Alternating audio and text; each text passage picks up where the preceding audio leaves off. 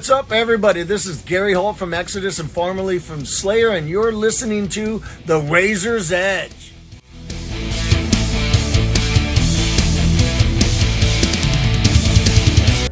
You're listening to The Razor's Edge. My name's Matt, and I'm here with Igor from Stoned Jesus. Yeah, hello everybody. Hello, how are you doing? Yeah, really, really good, really high up to the show. Adrenaline-wise high. Of course, yeah. Really cool. Yeah. No, it was a good set. It was a busy room. Yeah. The crowd energy was really good. But yeah, this from Stone Jesus. By the way, one of my favourite band names. Yeah, it's thank you. I don't know, like you get a lot of bands in this scene where in the name there's something about weed or stoned or bong, but Stone Jesus, there's something about it that is a little bit more memorable. Yeah, I was surprised myself it wasn't already taken when I came up with this one, because initially it was Stone Jesus from the Outer Space, and it was almost like an in-joke. Sure. And people were listening to the demo and they were like, dude, lose the part of the name to make it more like, Yeah. the more like true to life, the more like credible, and so I did. Of course. You guys are at the start of a very busy year. I think you're going to 4 different continents this year. What is touring the world like in 2025? Has it got easier compared to the old days, or is it a little bit harder? A little bit harder for us because we're currently all based in Germany. We all left Ukraine, so we're like now having a base in Germany, and like the guys are living in Cologne, and I'm living between Stuttgart and Berlin, so it's a lot of logistics involved. Okay, a lot of sending merch from one place to another, a lot of different flights and a lot of stuff like that. But of course, the best part that we still can tour, and we're touring a lot. We're raising money during our tours for Ukrainian charities and helping our people out there. So it's really important to us to tour the world, not only to play music but also to do a lot of other things, and this is the best thing that we can do right now with our lives. Of course, that's good to hear. Good to hear if you kept going despite what's happening at home, and no, it's a lot to deal with. Well, at the start of this year, we had a cover, "Buried Alive Beloved." It's cool. I didn't expect a hymn cover from you guys, but it kind of works. Have you always been a big fan of the band? Yeah, actually, I've always been a big Ville Wallace songwriting fan, because he recently returned to live shows, and I went been to one of the live shows with my girlfriend, and the solo album is incredible. And I always found very fascinating his idea of mixing like really soft pop melodies with like really heavy riffs, with sometimes like uncommon time signatures. Like Ville Wallace is the guy who can write 3-minute long "Join Me in Death," which is like freaking pop song, and 10-minute long "Sleepwalking Past Hope" from Venus Doom, which is pretty much prog metal. It is, yeah, and a lot of it just kills me that so many people know him just like the guy from the MTV Bam Margera era, and he kind of stuck in this for a lot of people, but no, he's not like that at all. And we were just touring, and I just put him on our tour van, and the guys went ecstatic because they were like, "Oh, this is it! We haven't heard it in years." Apparently, they were also fans. Like we all connect with like progressive rock and stuff like that. Of course, Fans of King Crimson, Porcupine Tree, Tool, whatever. Yeah. But like him, it was so unexpected. I think we drove our driver crazy by the end of this short tour, because like we almost constantly listened to him. And at the end of that short tour, we were like, "Hey, let's cover a song." And then we were recording our new album, which is coming this year in September. And we had like an extra day in the studio, and we were like, "Hey, let's record the Bloody Thing." So and interestingly, this is the last thing we recorded, and this is the first thing that people gonna hear already heard from the new Some Jesus lineup. So I think a lot of people were surprised, but to us it's so like natural and sort of obvious. Like, hey, we love pop hooks, but we also love heavy riffs, and these guys got it all. So here you go. Yeah, I was going to ask about what you guys are thinking about for albums, because Father Light, it's a couple of years old, and in the music industry these days, it's an old album. That's true. It's hard. I was going to ask, is it too soon to think about more? You've already answered that question for me. Yeah, I'm sorry. No, it's all good. Yeah, like taking into account that the material for Father Light was written in like 2019. I see. Okay. 2020. It was recorded in 21, mixed in 22, released in 23. Yeah, it's been a while.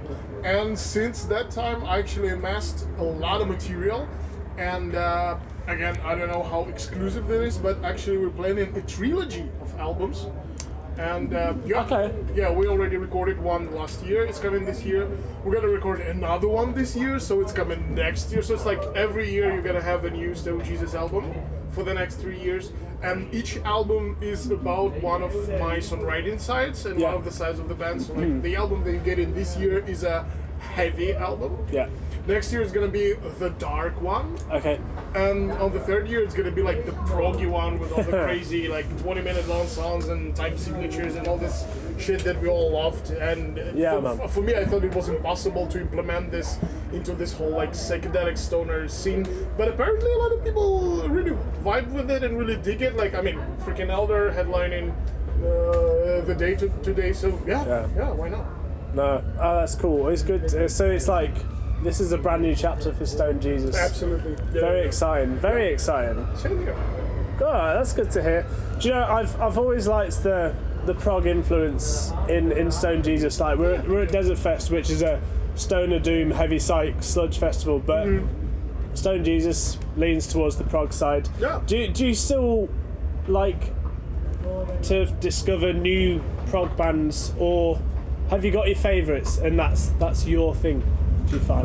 Yeah, I still discover some prog bands, but usually it's like some older band because I'm not the biggest fan of the current state of the prog scene, because there are, at one hand, a lot of bands that just basically copy the older bands, which sometimes works fine and sometimes it doesn't.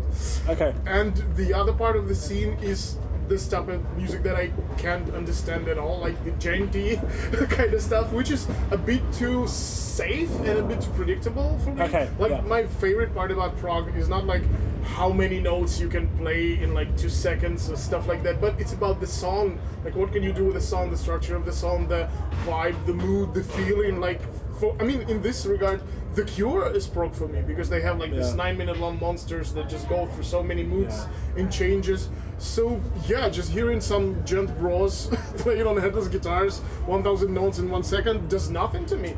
And I really love to bring the songwriting back into prog scene, and this is something that we're trying to achieve with Stone Jesus, without losing the heaviness and the atmospherics that we amassed through the years in our sound. Yeah, I think there's a real difference between playing technical and being a prog band. And the two can fall into one sometimes, but actually, for me, prog is like just slightly different ideas. It's time signatures.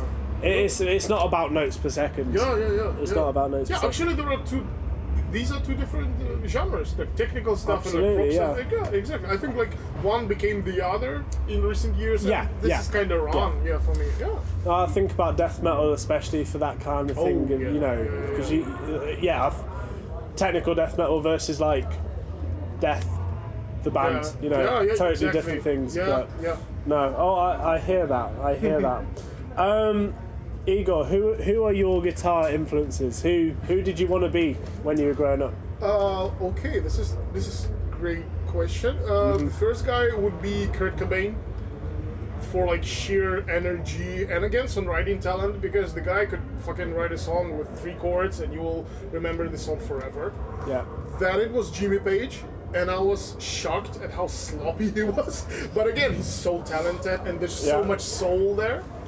You're right. You're right. And then there was this guy, Andy Latimer from Camel, again like a prog band. Yeah, the 70s band. I love Mirage. Yeah, Mirage, Moon Madness, this kind of stuff. And even later albums like Raja and I don't remember the name, and Out in the Wink. It's like their latest today album from 2020, 2002. Yeah, the guy has a lot of soul, and I think he plays in the same vein like Gilmour or Steve Rothery from Rebellion. Yeah, but he's got like his own kind of taste to it, and I wasn't surprised at all when I learned that it's like one of the favorite guitarists from Michael Åkerfeldt from Opeth. I'm like, of course, I hear it in your solos, dude. So I would say those 3 are big influences for me. Yeah, I was a big Nirvana fan. It was when I started playing guitar as well. What was the first thing that you learned on guitar?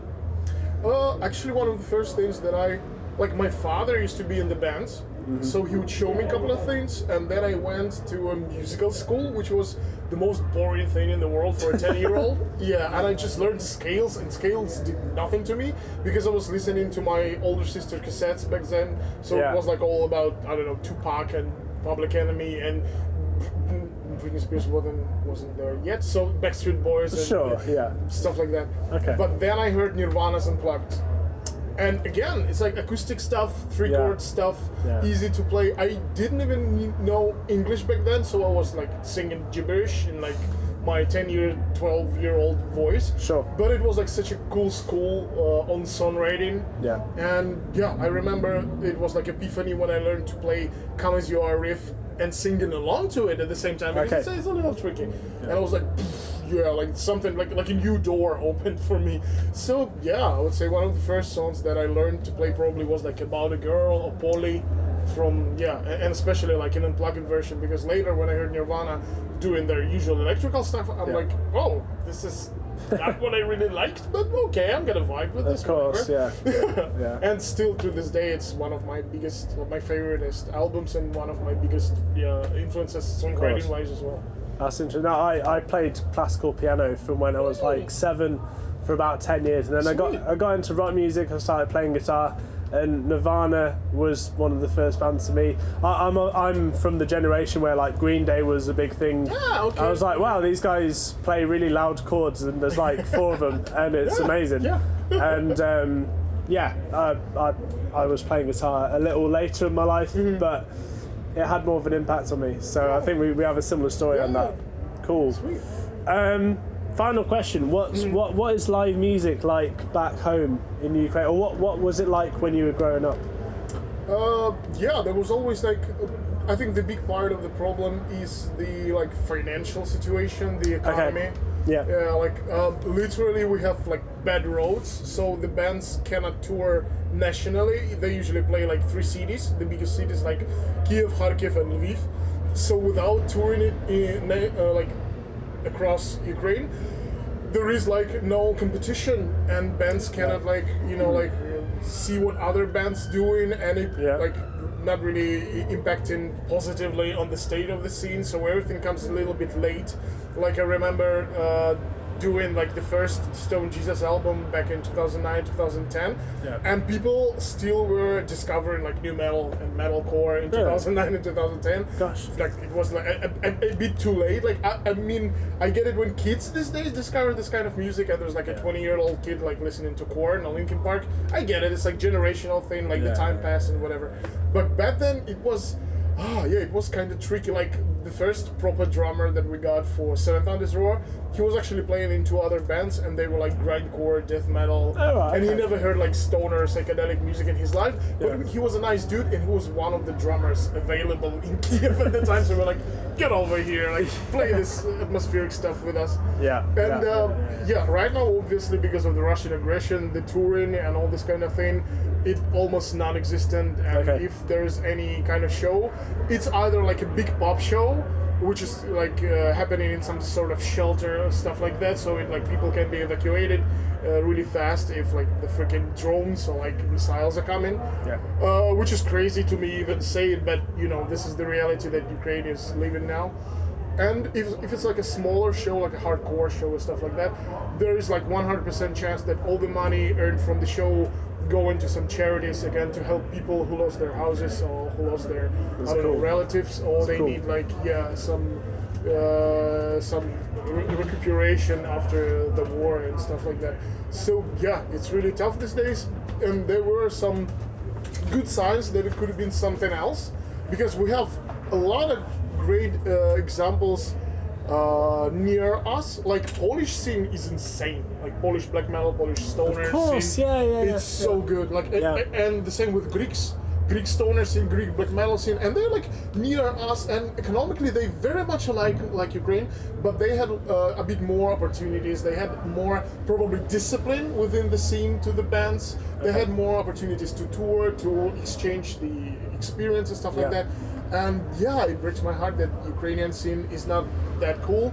But we have amazing bands, like from stoner side of things, it's obviously like Sommelier Club, who are sadly not active right now. From black metal, it's Druth and 1914, White Yes. Void, stuff like that, and like bigger names killing it in like metalcore, like Space Operations and Ginger. Everybody know Ginger. Of course, yeah, huge, aren't they? Yeah. Yeah, there are great examples, and I really looking forward to to the end of the whole tragic freaking suffering, and to put a stop on this, and to have a chance for Ukrainian scene to blossom and to thrive, to continue to progress, basically. Fantastic. Thank you.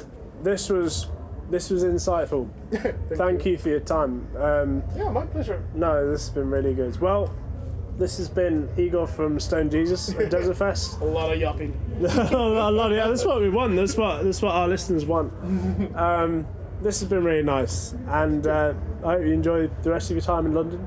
Yeah. Hey, well, I don't know if you've been to. I know you said you played Desertfest before. What food do you like to get in Camden? Because there's like every kind of food. Yeah, we actually have like our favorite joint. There's like Chinese all-you-can-eat thing. Yeah, no, Chinese, I think they've seen like millions of rock and metal musicians. I think so. Yeah, because like you just walk around in Camden and you see that and you're like, oh, this is exactly how much they gave me for like a buy-in. so I'm gonna go there. I'm gonna stuff myself with Chinese stuff. All right, and yeah, it's gonna get me through the day. So. This has been Stone Jesus at Desertfest for the Racer's Edge. Thanks for your time, Igor. Thank you, my pleasure. You're welcome.